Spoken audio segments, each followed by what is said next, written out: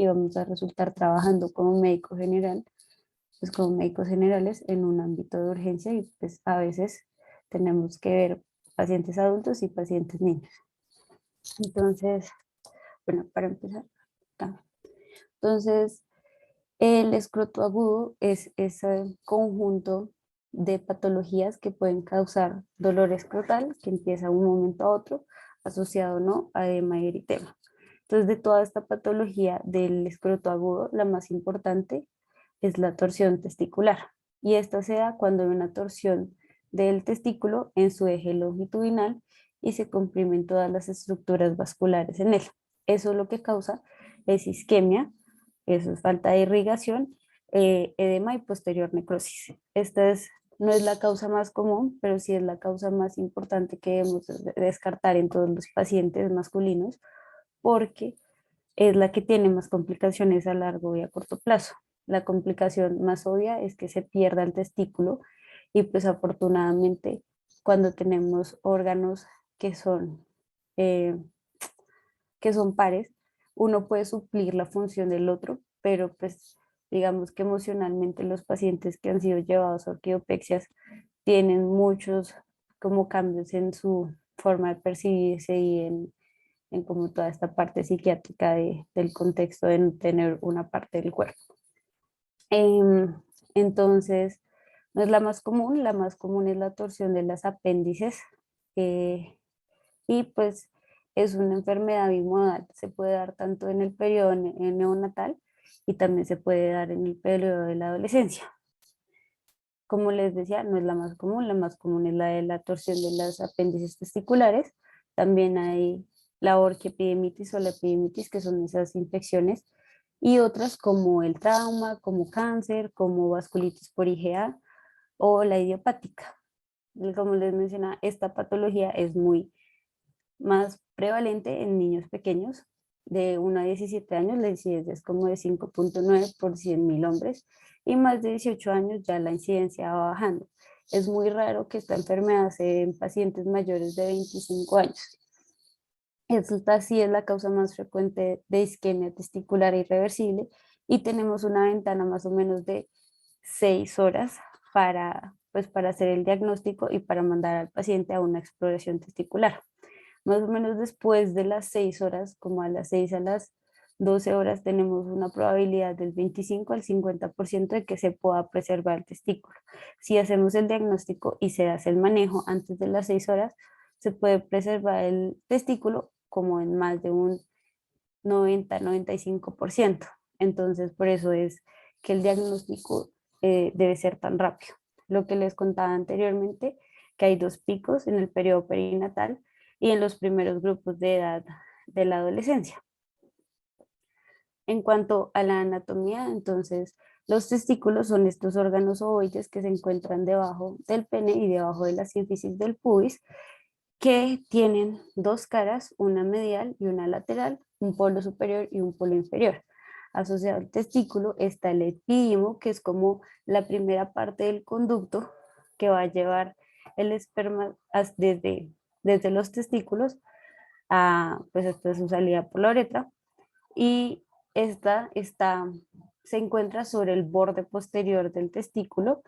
Este tiene cabeza, cuerpo y cola que se va a convertir en el conducto deferente. Y en cuanto al escroto, es ese saco fibromuscular que se encuentra recubierto o donde se encuentran los testículos y el epidimio. Entonces, este está compuesto por la piel y el dartos y está irrigado por las arterias pudendas, la arteria cremastérica y la arteria testicular. Y pues el drenaje venoso se va a hacer por las venas escrotales. Entonces, en cuanto a la masa anatomía, pues el testículo tiene 6 capas, de más superficial a más profundo. Primero está la piel, el dartos, que son los componentes del escroto, la fascia espermática superficial o la de Cooper, la fascia del músculo cremaster, que es ese músculo que se encarga de elevar el testículo ante, ante el frío o cuando los pacientes se encuentran nerviosos, la fascia espermática profunda, la túnica vaginal que tiene dos partes, la parietal y la visceral. Entonces, en cuanto a la anatomía, pues es importante también conocer las apéndices testiculares que están, las testiculares, que son estas, la de Morgani, que es el 92%, es la mayoría, y esto es un remanente del conducto mulleriano. Esta es la que más se torsiona en los pacientes y la que nos da el signo del punto azul. La ependimaria, que es el 7%, y la de Giraldez, que se encuentra en el cordón espermático, y los conductos aberrantes, que se encuentran en la cola del epidimo. En cuanto a la irrigación, se da por las tres arterias: la arteria testicular, la deferente y la cremastérica. La testicular es una rama directa de la aorta, nace debajo de las arterias renales y por encima de la mesentérica inferior. La deferente es rama de la arteria umbilical y que a su vez es rama de la ilíaca interna. Y la cremastérica, que es rama de la epigástrica. En cuanto al drenaje venoso, todo esto se hace pues por las venas anteriores y posteriores del testículo, que van a formar el flejo pampiniforme. Las venas testiculares anteriores van acompañadas siempre de la arteria testicular y las posteriores siempre van acompañadas del conducto deferente. En cuanto a la etiología, se puede dividir en dos, dependiendo pues la presentación y lo que encontremos. Entonces, la intravaginal se da, la torsión intravaginal se da en la pubertad, en la mayoría de los casos. A veces está dado por una mala fijación testicular y realmente lo que pasa es que la túnica vaginal no debería rodear 360 grados el testículo ni el epidimo. Cuando ocurre eso, el epidimo y el testículo quedan como bailando y hay una mayor pues, probabilidad de que se torsione, lo que vemos acá en la imagen a la izquierda. En la mayoría de casos es bilateral y por eso en estos pacientes lo que se hace es también fijación profiláctica del otro testículo. La extravaginal ocurre en el periodo neonatal en los recién nacidos, es el 10% de todos los casos de las torsiones y este ocurre porque no hay fijación de la túnica vaginal a las otras capas del testículo. Entonces se rotan todos los elementos incluyendo la túnica vaginal. Puede presentarse prenatal en el 80% de los casos y en este caso no es una urgencia quirúrgica porque ya ese testículo se perdió. Pues para esto es importante recordar que el testículo pues en la parte embrionaria está alojado en el abdomen y más o menos a la semana 37 por estímulos de factores parecidos a la insulina empieza a descender hasta el escroto. Eso termina más o menos en el momento del nacimiento del paciente. Entonces, ya ese testículo se habría perdido porque el paciente nunca nació y no es un testículo vital. No es urgencia, pero sí se tiene que reparar quirúrgicamente. Y en el periodo postnatal, que es el 20%, la única forma de, pues, de diferenciarlo es haber visto, haber tenido el registro de, pues, de que el paciente sí nació con el testículo, sí estaba vital y que empezó súbitamente con la torsión. En cuanto a la presentación clínica, lo más importante es que vamos a encontrar un dolor severo de inicio agudo, usualmente es de un solo lado y puede estar irradiado a abdomen inferior. Entonces también es importante y siempre la recomendación con los niños es cuando haya un niño con dolor abdominal, siempre hay que revisar los testículos.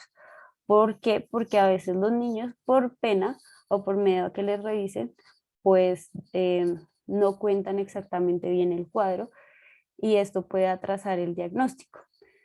También está acompañado de náuseas y vómito y muchas veces puede haber hidrocele reactivo, que es esa acumulación de líquido en el escroto. En cuanto al examen físico, lo más importante que tenemos acá es realmente la inspección. Vamos a encontrar que es un niño que es hipoactivo, que no se quiere, pues realmente no se quiere mover, y lo que vamos a encontrar es signos inflamatorios locales, entonces que hay edema, hay eritema, también encontramos que hay elevación y horizontalización del testículo A veces puede que haya pérdida o no del reflejo cremastérico, que era el que les contaba, y esto, pues, que esté presente no dice que se puede descartar de una vez pues, una torsión testicular.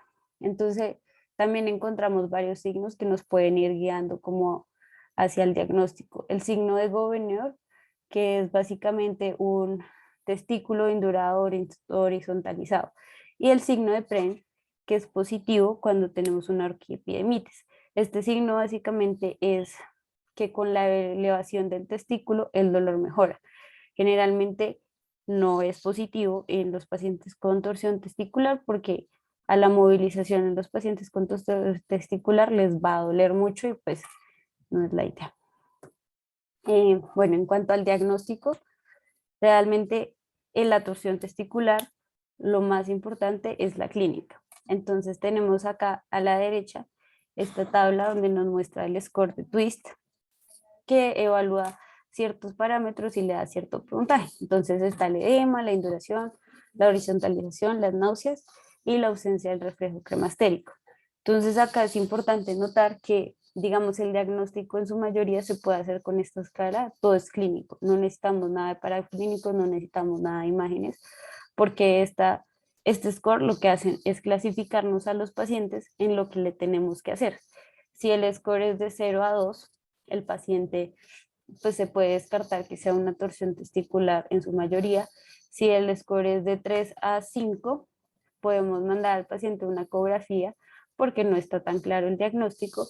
Y si es de 6 a 7, realmente lo que necesita el paciente es de una vez una exploración testicular. Eh, pues se ha medido como en muchos estudios qué tan sensible y específico es, pero el más reciente que encontré es un metaanálisis del 2001 y ellos querían como evaluar esa sensibilidad y esa especificidad de la escala. Eh, Escogieron 8 estudios prospectivos, de los cuales salieron 527 casos y encontraron, pues en resumen, encontraron que esta escala tiene una sensibilidad del 98 y una especificidad del 97%. Entonces, eso hace que se reduzca la necesidad del uso de ecografía y se puede evitar que se retrase el diagnóstico y que se pase a cirugía. Eh, También como diagnóstico, lo que les decían, los pacientes que tienen un score que no es tan claro, vamos a necesitar una ecografía testicular. Lo importante es determinar el flujo testicular. Tiene una buena sensibilidad y especificidad, sin embargo, no es algo que tengamos como a la mano todo el tiempo y es muy operador dependiente. Entonces, pues es muy difícil tener el diagnóstico seguro respecto a esto. Entonces, en la torsión, lo que se puede encontrar en la ecografía, digamos, el primer signo es este signo de Whirlpool que se ve aquí en la figura A, que lo que único que nos muestra es como ese cambio abrupto del curso del cordón y se ve el giro del cordón dentro pues, del escroto. El siguiente es el cordón espermático redundante y lo que nos muestra es como ese exceso de cordón espermático que se va a entorchar en sí mismo, que es lo que se le señala la flecha. También se puede visualizar la horizontalización del testículo, como se ve acá en la izquierda, que a comparación del testículo contralateral, que está longitudinal, pues este se ha horizontalizado. Hay, pues, hay imágenes que no son tan sensibles como el aumento del tamaño, porque esto puede ocurrir en otras etiologías, como las que le estaba contando, como orquiepidemitis, como en el trauma, eh, y ya. Y la congenicidad heterogénea tampoco es tan sensible, pero sí se puede encontrar cuando hay una torsión testicular. En cuanto a los diagnósticos diferenciales, la torsión de apéndices es la más común, como mencionamos anteriormente, ese es como el 45% de todos los casos de escroto agudo, se da más a los niños de entre 7 a 10 años, y la apéndice pues que se tuerce más es la diatría morgana. Esta torsión nos da un signo bastante importante, que es el signo del punto azul. Y lo que vemos es como un puntico en el escroto, pero realmente es muy difícil verlo porque solo se da como en el 10% de los pacientes. Esta patología es autolimitada y mejora con AINES y medidas físicas. La epidimitis o la orquitis, que es como el 10 al 15% de todos los dolores testiculares, es un dolor que va en aumento, es un inicio insidioso, o sea, de días, y está asociado a infecciones urinarias y uretritis. En los adolescentes siempre es importante pues tener en cuenta las infecciones de transmisión sexual como la gonorrea o como la clamidia, aunque en la mayoría de casos la etiología es viral. En el trauma también es una etiología rara, pero debemos descartarla porque puede haber ruptura de la túnica brugínea y esta se tiene que hacer reparación mm, quirúrgica de urgencia. Otras de las causas de dolor testicular pueden ser vasculitis por IgA, pueden ser malignidades, puede ser idiopático o también puede ser una hernia inguinal u otra patología. En cuanto al manejo, eh, bueno, hay varias opciones. Se creía antes que se podía hacer distorsión manual, pero realmente esto solo se deja para las personas que saben hacerla muy bien. Usualmente el testículo se torsiona de lateral a medial, pero si eso no ocurre y nosotros empezamos a distorcerlo, de pronto estemos torciéndolo más y le damos es menos tiempo a la ventana para salvarlo. Entonces, realmente la distorsión manual solo lo hacen las personas que tienen experiencia y también es muy difícil porque es muy doloroso para el paciente. En cuanto a la cirugía, dependiendo de la viabilidad del testículo o no, se hace uno de los procedimientos, pero esto solo lo podemos saber cuando entremos a cirugía. Con este esquema lo que les quería mostrar es que, bueno, el punto A y C es el rafe medio que se encuentra en el escroto, B es el testículo derecho y D es el testículo izquierdo del paciente. Entonces, lo que se hace es una incisión longitudinal a través del rafe medio. Hay autores o hay cirujanos que prefieren hacer 2 incisiones longitudinales a cada lado de los testículos. Hay cirujanos que también prefieren hacer una incisión horizontal, pero con esta es un poquito más difícil acomodar después todo cuando estamos haciendo el cierre. Y bueno, en general se hace esa incisión medial, se va disecando por todas las capas del testículo hasta llegar al testículo afectado. Vemos si en cuántos grados está entorchado, cuántas vueltas ha dado, se distorsiona manualmente y se deja el testículo afectado pues en compresas o en gasas con solución salina tibia. Mientras tanto, se pasa la exploración del otro testículo o el testículo contralateral. Lo mismo, se hace la disección por planos y se puede... Ay, ¿cómo se llama esto? Y pues lo que se hace es la fijación en los polos o en las caras del testículo. Dependiendo de los cirujanos y dependiendo como de la escuela, se puede fijar en 4 puntos, se puede fijar en 3 puntos o solamente en 2 puntos. Y bueno, mientras estamos haciendo eso, ya se debió de haber terminado como esa parte de evaluar la viabilidad eh, del testículo afectado. Y si no es viable, pues realmente tenemos que hacer una orquidectomía, quitar el testículo. Y si es viable, se hace lo mismo, una fijación en los polos o en los puntos que necesitemos. Usualmente esta fijación se hace con puntos de sutura no absorbible porque realmente no vale la pena poner puntos absorbibles porque otra vez van a quedar los testículos libres para poderse rotar. También hay un riesgo de que se vuelva a rotar un testículo después de una fijación, pero es más o menos es como menor del 5%, no es tan común. Entonces acá en las imágenes lo que estamos viendo es en la imagen de la izquierda, de mi izquierda, perdón, lo que estamos viendo es la exploración testicular del testículo afectado. Ahí se ve la incisión en el rafe medio, se ve que está torsionado desde medial hacia lateral y en la otra imagen vemos la comparación entre el testículo sano y el testículo afectado.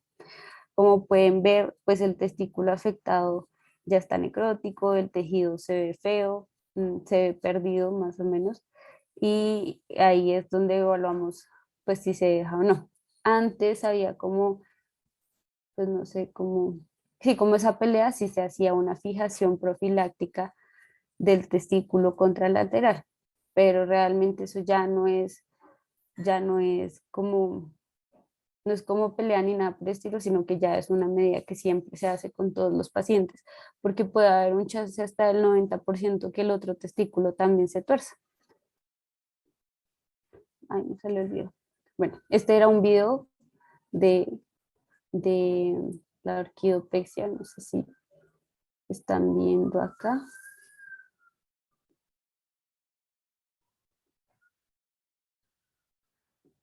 Y entonces acá lo que vemos es la exteriorización del testículo.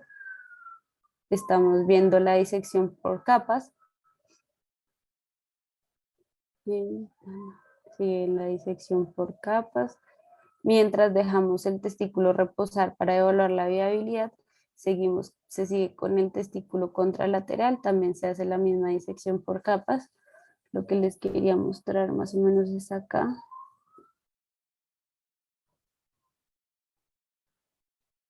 Y acá se empieza a hacer la fijación en los puntos que les mencionaba anteriormente. Ya para el cierre de la piel, lo que se hace es usar una sutura. Y ahora no veo. Lo que se hace es usar una sutura eh, absorbible como catgut o como monocril. Y ya, en cuanto a las conclusiones, pues lo que les quería dejar de la charla es que el escroto agudo es un conjunto de patologías que se puede dar en un rango importante o muy amplio de edades en los hombres, pero lo más importante que siempre tenemos que tener en cuenta es la torsión testicular. Y como les decía, no es la patología más común, pero sí la que nos causa o la que nos puede llegar a causar más problemas en los pacientes, porque tiene más riesgo de complicación y esa complicación es pérdida del testículo. El diagnóstico debe hacerse rápido, menos de 6 horas. Eh, si el twist nos da para que la exploración se haga de una vez, debe hacerse y no debe retrasarse. Y no debe retrasarse incluso si uno no tiene una ecografía. Entonces, para nosotros que vamos a salir a ser médicos generales, es importante tener esto en cuenta para remitir o no un paciente a un servicio quirúrgico. Si el twist es bajito, pues no hay realmente la necesidad y se ha visto que el chance de que haya una torsión testicular es muy bajita.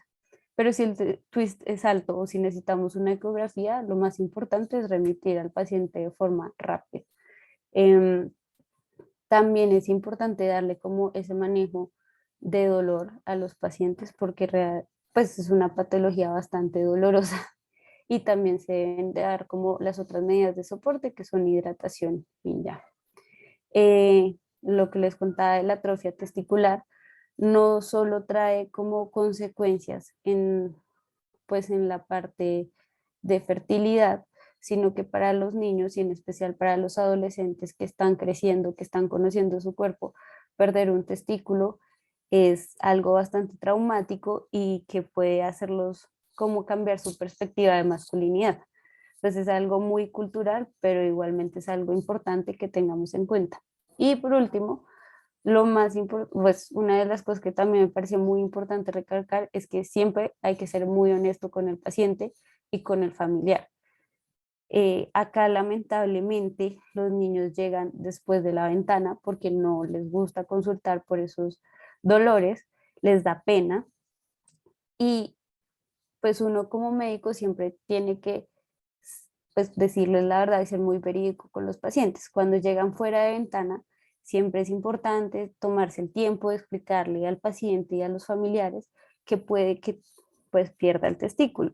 También uno les explica toda esta parte que la fertilidad no se ve afectada, pero pues realmente es una información bastante difícil de dar y pues es algo difícil de digerir para la familia del paciente. Entonces, pues esas son las conclusiones. Muchas gracias. No sé si tienen alguna duda o pregunta.